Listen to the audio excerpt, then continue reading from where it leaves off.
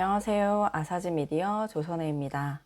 오늘은 국민의힘 당대표 후보 시리즈가 다시 돌아왔습니다. 김문수 후보에 이어서 오늘은 안철수 후보인데요.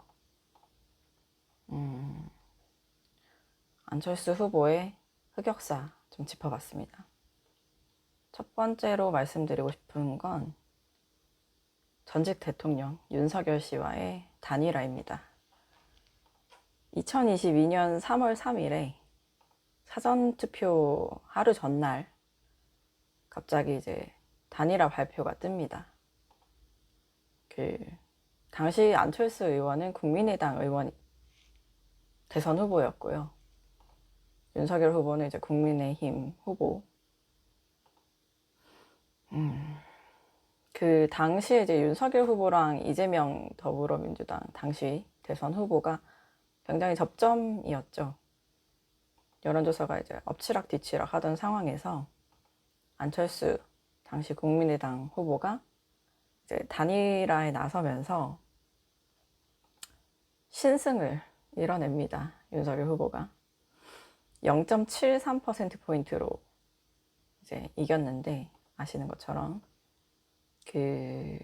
이 단일화 후보 단일화 효과가 어땠는가를 이제 연구한 그게 있더라고요. 보고서가 유재성 계명대 교수님이고 2022년 3월 28일 후보 단일화 효과, 안철수 지지자의 선택은 대선 승자를 결정했는가 라는 이제 주제로 연구 결과를 발표합니다.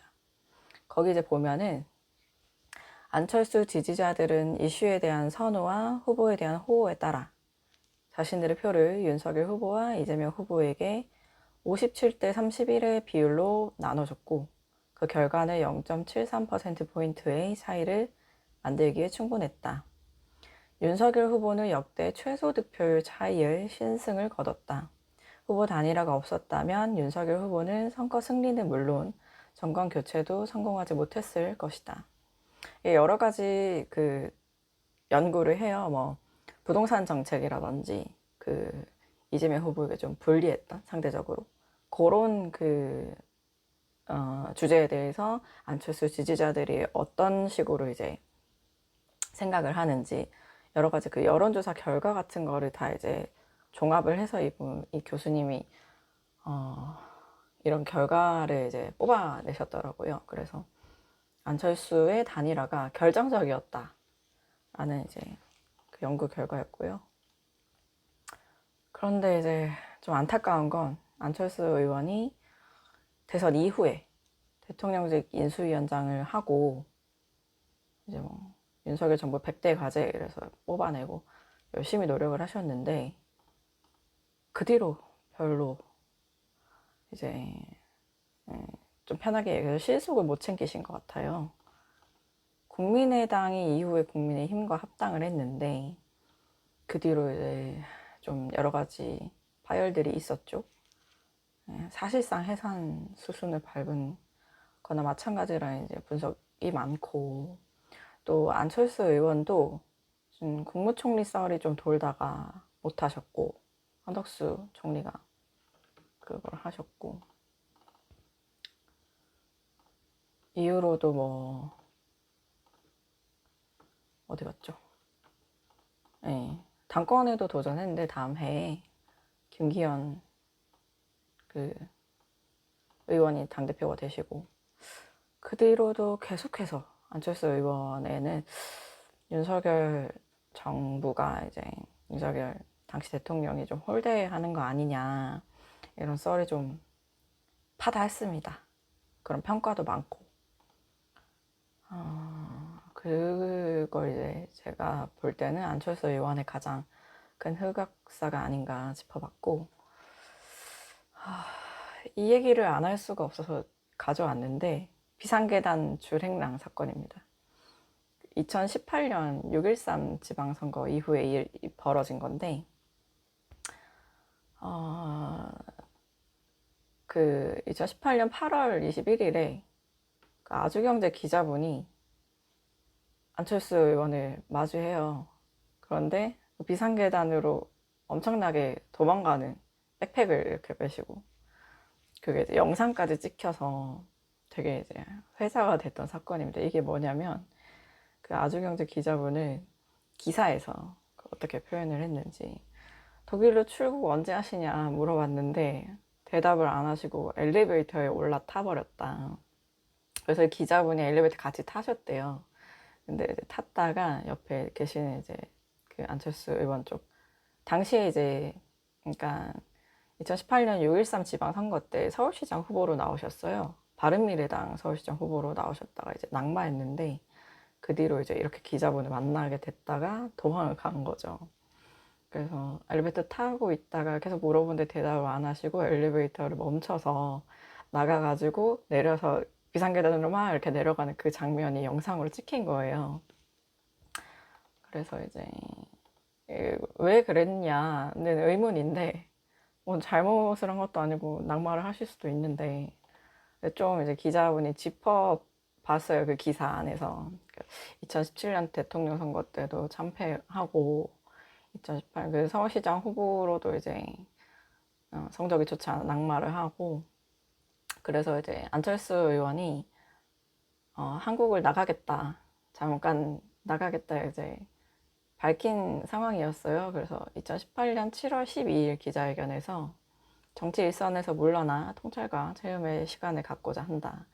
대한민국이 당면한 시대적 난제를 앞서서 해결하고 있는 독일에서 해결의 실마리를 얻고자 한다. 그 이제 해서 독일로 출국하겠다를 이제 공표를 한 거예요. 근데 알고 보니까 40일 넘게 한국에 있었던 거죠. 근데 이게 범죄도 아니고 잘못도 아닌데 왜 도망을 가셨을까? 그게 이제 모두의 의문이자 그 영상이 이제 바이럴이 된 배경인 거겠죠.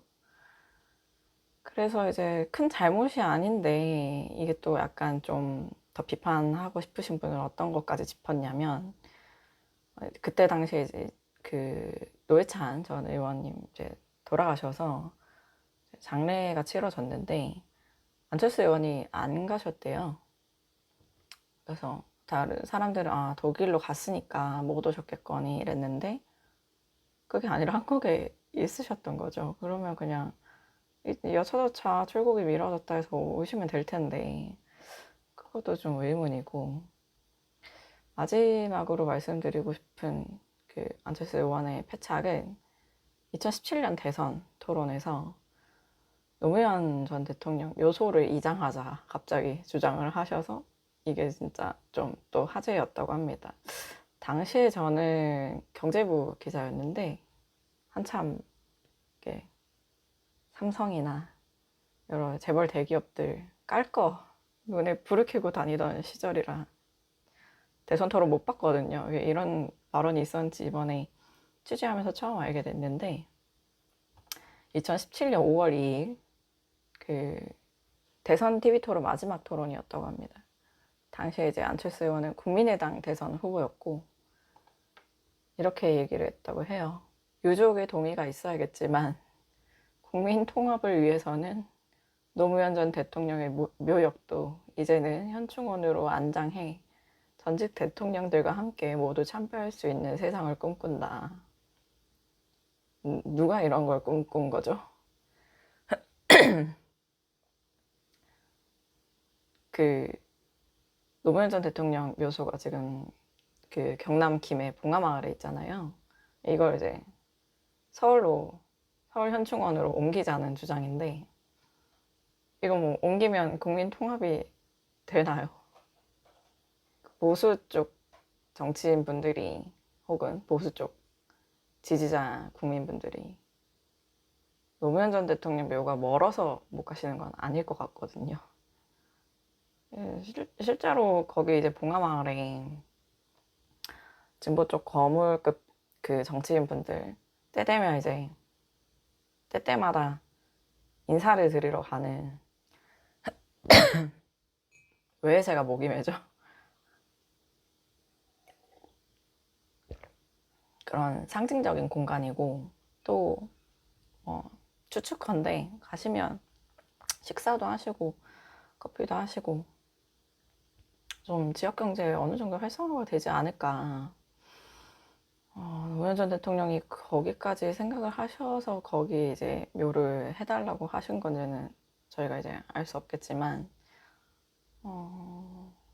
어쨌든 그게 이제 묘를 이장하는 거랑 국민통합이 별로 아무 상관이 없는데, 안철수 의원이 당시에 마지막 토론이라서 그런지 좀 무리수를 던진 거 아닌가.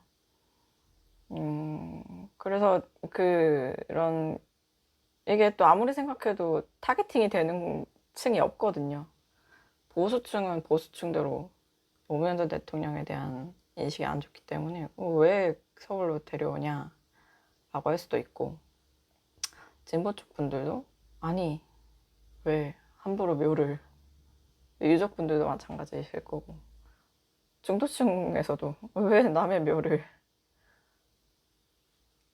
도대체 누구를 타겟팅한 건지 이해할 수 없는 굉장히 충격적인 발언이었고, 실제로 2017년 대선 때 별로 성적이 좋지 않았죠. 라고 했는데 제가 다시 생각이 안 나서